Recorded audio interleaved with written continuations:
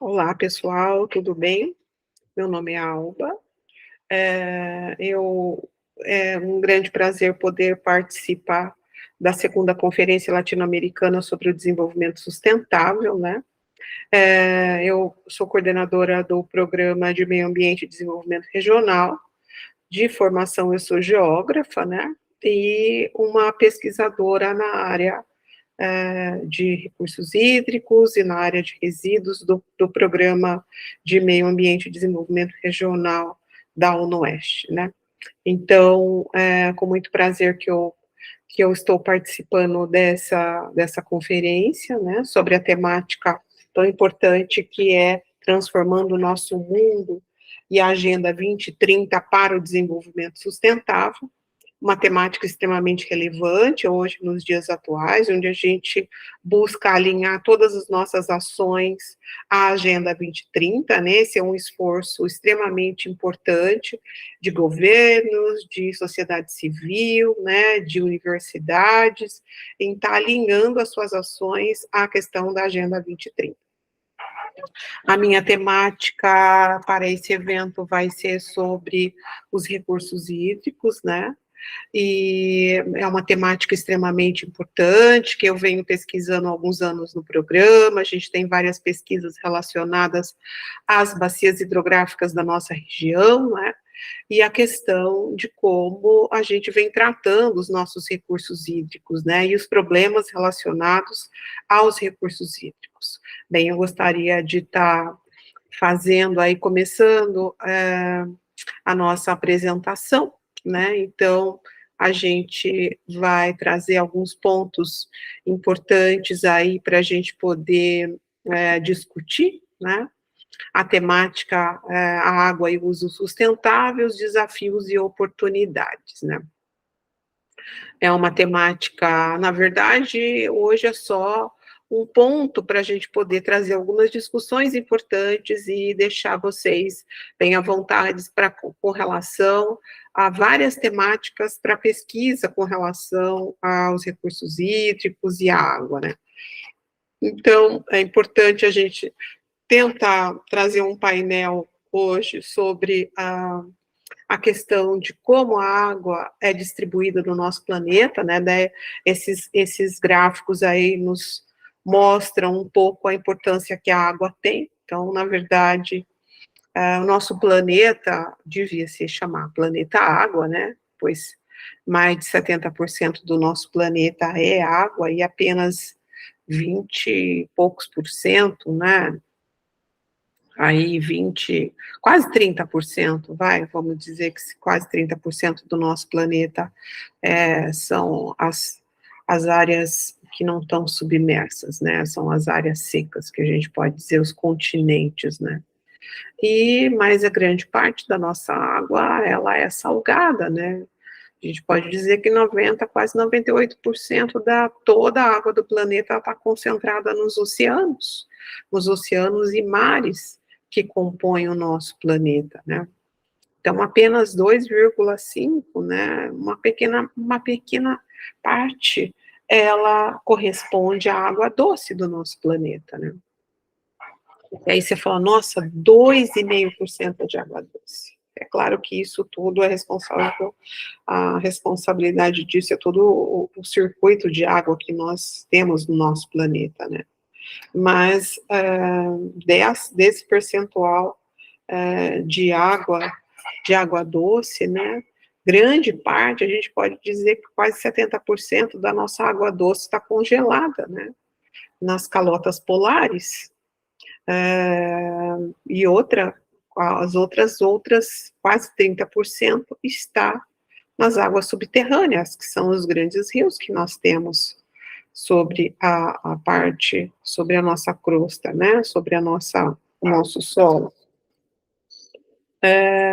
E os rios representam 0,3%, né, é muito pouco a parte que está relacionada à água, às águas dos rios e lagos, né, no nosso planeta. Depois a gente tem uma grande parte também das águas que são os rios da atmosfera, né, que são responsáveis pela precipitação e pelo ciclo hidrológico. Tem um vídeo muito legal que vai falar um pouco sobre os rios da atmosfera, né, mas é para a gente entender o quão importante a água é para nós, né, quanto que a água faz parte da nossa vida, da nossa essência, do nosso ser, né, 70% da nossa, da nossa do nosso corpo, né, ele está também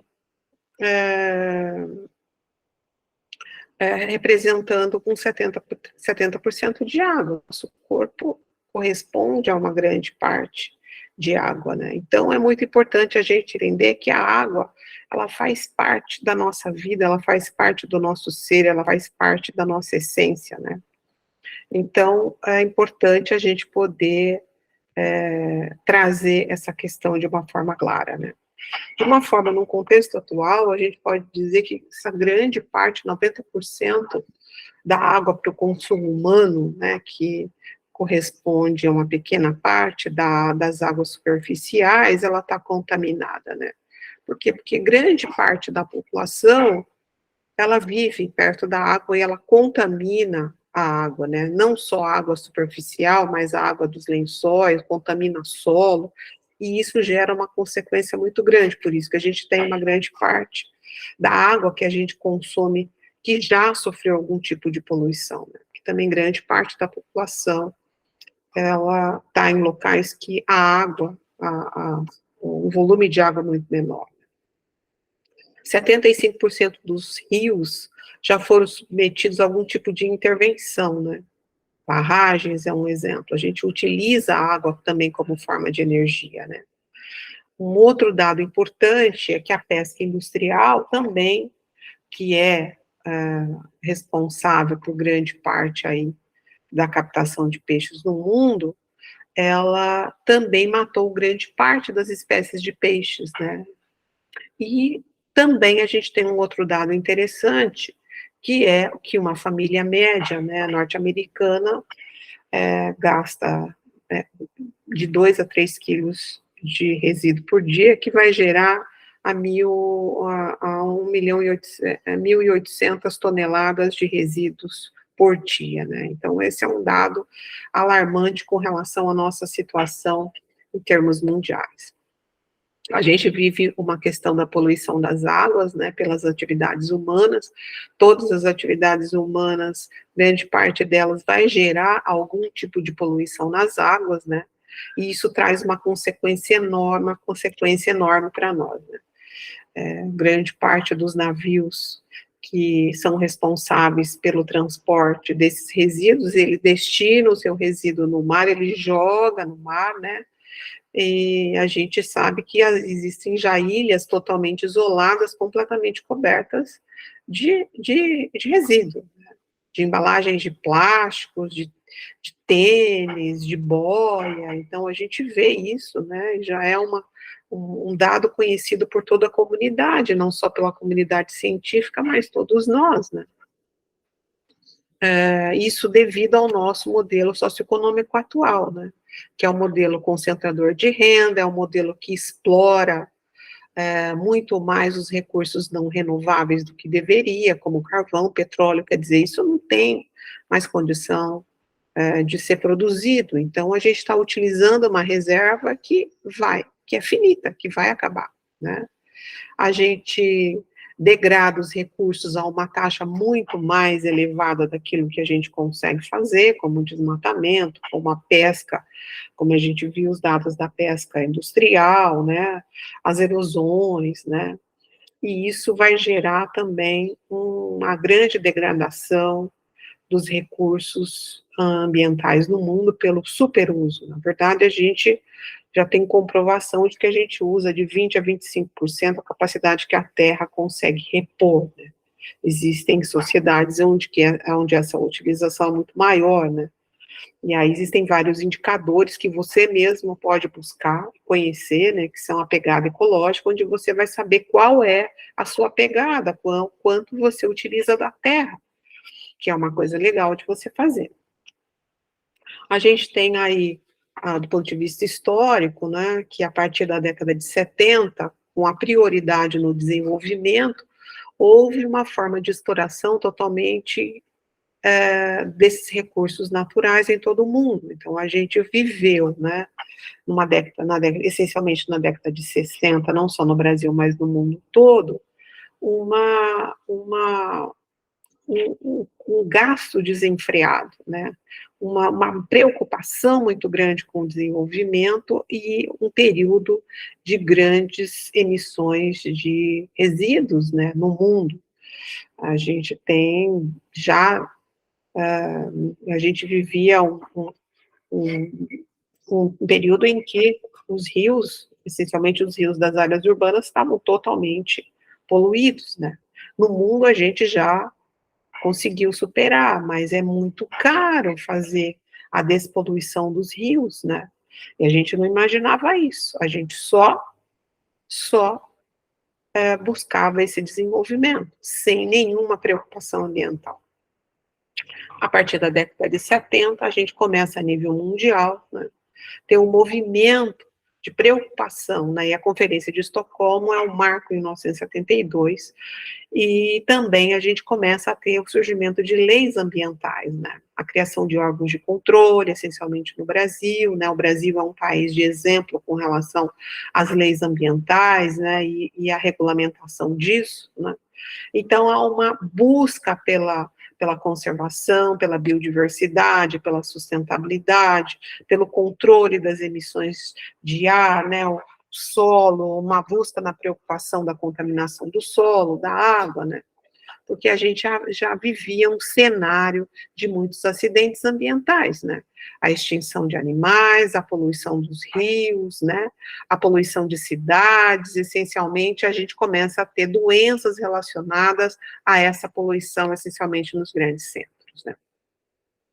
Então, a gente vive um grau de poluição e degradação ambiental muito grande, né, e a gente vive o que a gente chama de uma poluição, que é uma mudança das características fisioquímicas e biológicas, tanto do solo, quanto da água, quanto do ar, né. E é claro que isso que a gente chama de poluição afeta, como eu falei, substancialmente a saúde e a sobrevivência das pessoas nos grandes centros, né.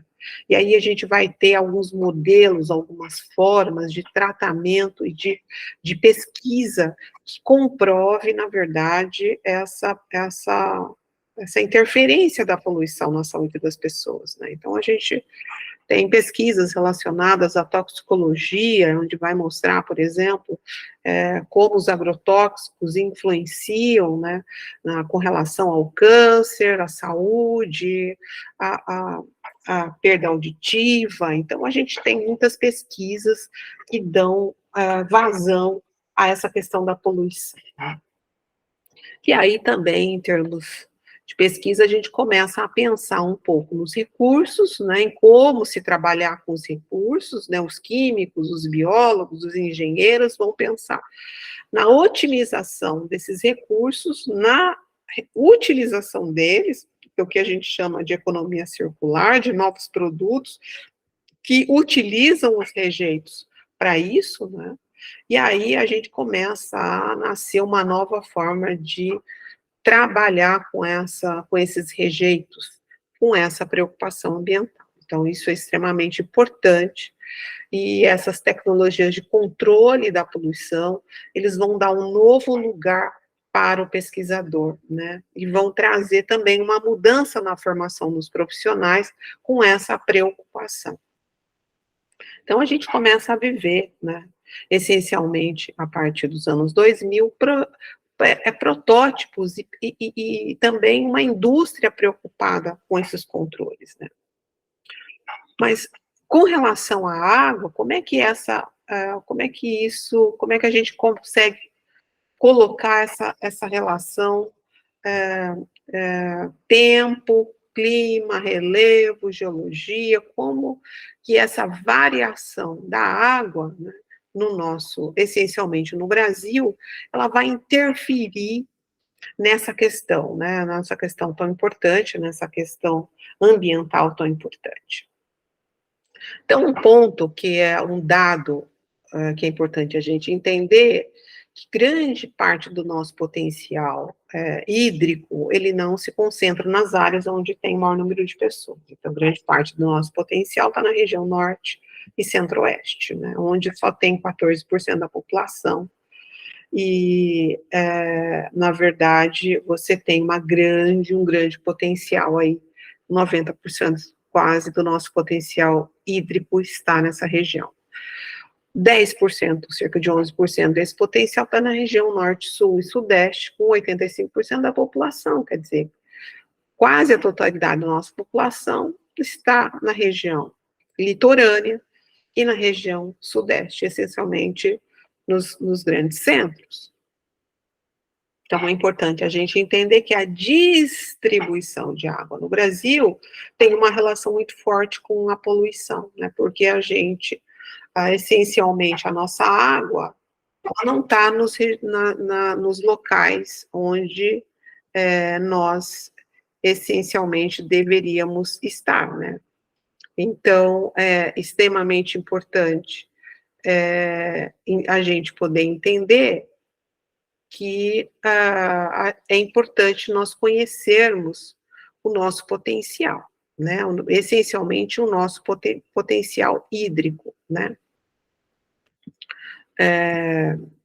Voltando aqui ao nosso compartilhamento, a gente vai poder identificar que o Brasil, ele é privilegiado com relação à quantidade de água, quer dizer, o Brasil, ele tem um potencial hídrico gigantesco, só que, como a gente viu, mal distribuído, né?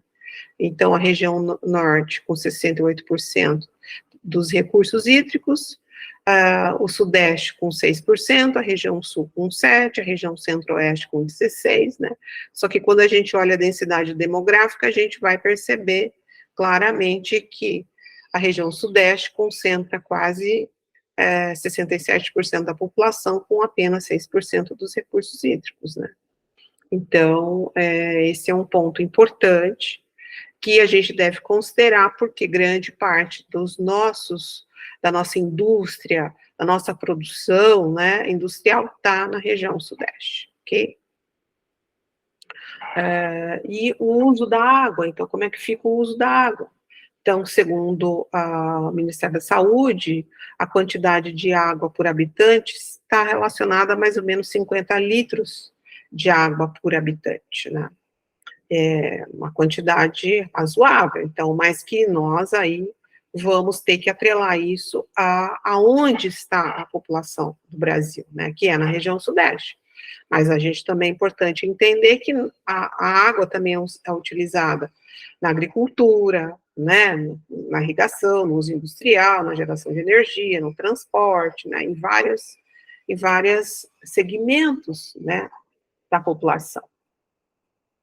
E aí, a gente vai ter um problema muito forte da escassez nas áreas metropolitanas no Brasil, né? A gente viveu esses períodos de escassez em alguns momentos no Brasil, e aí a gente sofreu muito com relação a isso, né?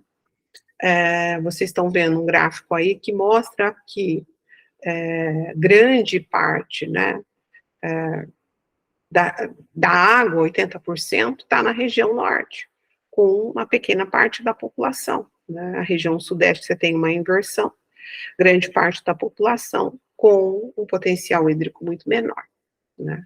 Então, é isso que a gente tem que entender. E é claro, todos esses usos múltiplos da água, como a gente comentou, é essencialmente importante. E é claro, com relação ao consumo doméstico, eu trouxe alguns exemplos muito simples para a gente poder entender que a quantidade média que a gente consome de água é muito pequena, cerca de 2 litros por dia por habitante, né? Só que uma casa, ela utiliza muita água, né? Então, por exemplo, lavar um carro, por exemplo, com uma mangueira ligada, gasta 200 litros de água, né? Lavar roupa na máquina de lavar, 150 litros de água, né? Um banho sem fechar a torneira de 15 minutos, 135 litros de água. Né? Então, são coisas do nosso uso diário que consomem água. E aí a água também está nos alimentos, que muitas vezes nós consumimos no supermercado, só que a gente não vê, né? Por exemplo, para produzir 1 quilo de carne bovina, se gasta 17 mil litros de água, né? Porque aí a gente tem todo o processo de 3 anos de engorda desse boi, né? A gente, para 1 quilo de manteiga, você tem aí mais ainda, 18 mil litros de água, né? Queijo, 1 quilo de queijo, 5 mil litros de água, né? 1 quilo de carne de frango, 3.700 litros de água. Então, quer dizer, a gente tem aí um gasto muito grande de água no processo agropecuário, né? Que é extremamente, a gente precisa, mas a gente precisa entender para onde está indo a nossa água. Então, a pecuária e a agricultura, ela tem ela consome 82% da água, né? Desse processo todo, né? O abastecimento urbano, né, o abastecimento das cidades, 10%, a indústria, 6,7%. Então, grande parte aí da utilização de água, realmente, segundo a ANA, é agricultura e pecuária. Então, em função disso, a gente tem que pensar no uso eficiente da água, né? Como utilizar a água de forma eficiente, né? E aí, a gente tem que pensar em sistemas de controle de uso de água e melhorias da rede de transporte e distribuição, que no nosso caso é muito ruim, né? A gente precisa trocar as redes de distribuição toda, né? Porque ainda é da década de 60, onde se utilizava materiais que já estão degradados no solo, né? A gente precisa de formação de pessoas para trabalhar com agricultura com novas tecnologias, né? A gente precisa da inclusão de novas tecnologias de irrigação e mais eficientes na agricultura, porque grande parte aí é o que utiliza a água, né? E tratamento aí de processos industriais e humanos, né? Como a gente viu, a nossa disponibilidade de água é extremamente irregular, e é claro, a gente tem ainda as mudanças climáticas que vão dar uma nova cara a todos os problemas ambientais de poluição que nós vivemos. Né?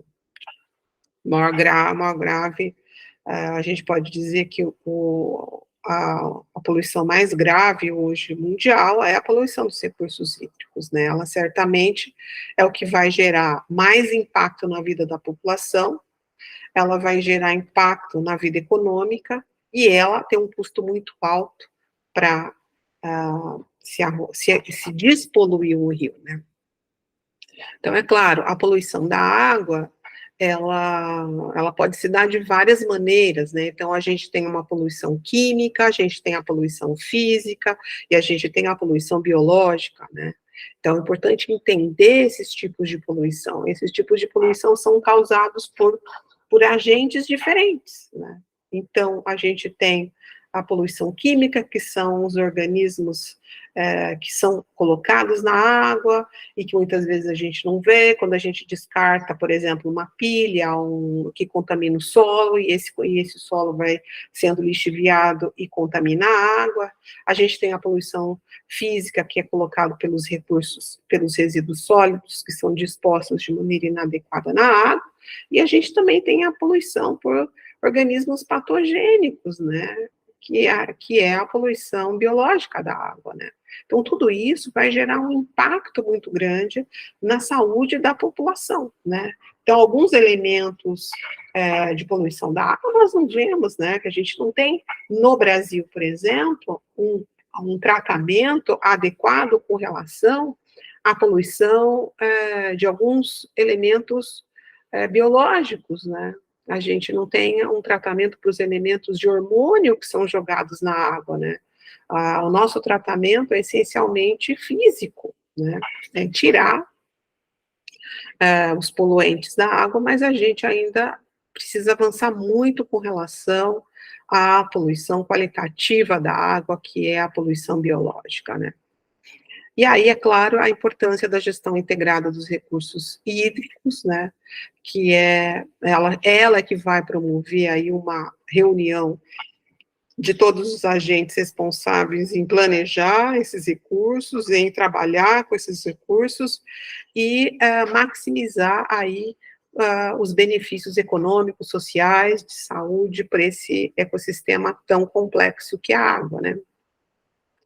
Então, as bacias hidrográficas é o que a Ana dividiu todo o nosso país em bacias, e aí a gente tem aí os comitês de bacias que vão definir as políticas relacionadas ao gerenciamento dos recursos hídricos, né? Então, aqui a gente faz parte, por exemplo, eu faço parte do comitê do Paranapanema, né, onde a gente atua com outros agentes, né, com o poder público, com universidades, com prefeituras, né, e sociedade civil, com todas as pessoas preocupadas nesse gerenciamento, né, em trabalhar, planejando, regulando, né, trabalhando, monitorando esses recursos hídricos, né, e no caso do Estado de São Paulo, pela cobrança dos recursos hídricos, né, o Estado de São Paulo é um dos poucos estados que cobra pela utilização dos recursos hídricos, isso é muito importante, porque isso vai trazer um retorno para a própria bacia. Então, existem muitos estudos científicos que têm comprovado a eficácia dessa cobrança na reutilização de projetos para recuperar áreas degradadas, para recuperar a própria o reflorestamento, né? Então, a gente tem, através do FEHIDRO, esse tratamento aí extremamente importante, né? É importante também a gente entender que o Comitê de Bacias, ele zela pelo interesse, né, de forma adequada e pela garantia da utilização da água, né, então existem uns fóruns preocupados em discutir o uso dessa bacia, né. A gente tem hoje um grupo de universidades, que é o grupo de trabalho das universidades, das instituições de ensino superior, que é o GTIES, né, onde ele reúne estudos, e se você tem interesse em participar desse grupo, é só entrar em contato com a gente.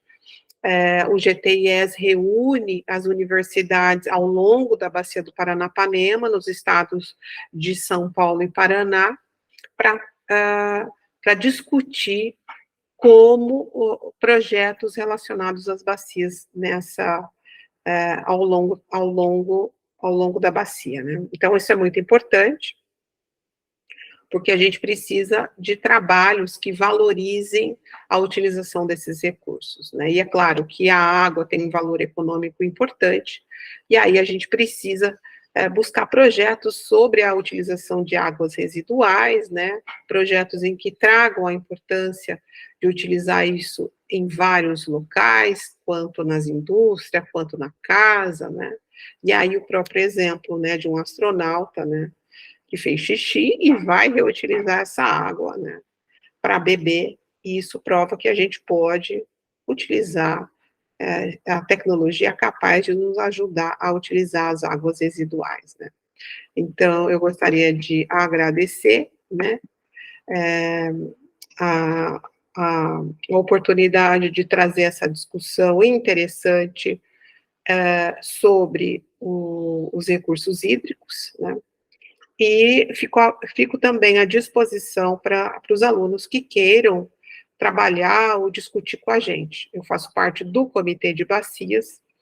No Comitê de Bacias, a gente tem um grupo de universidades, que é o GTIS, onde a gente criou uma rede que chama a Rede Uniparanapanema. A Rede Uniparanapanema reúne pesquisadores que têm interesse em estudar bacia, então, se você é um pesquisador que tem esse interesse, nos procure e faça parte da nossa rede. Obrigada e até uma próxima oportunidade.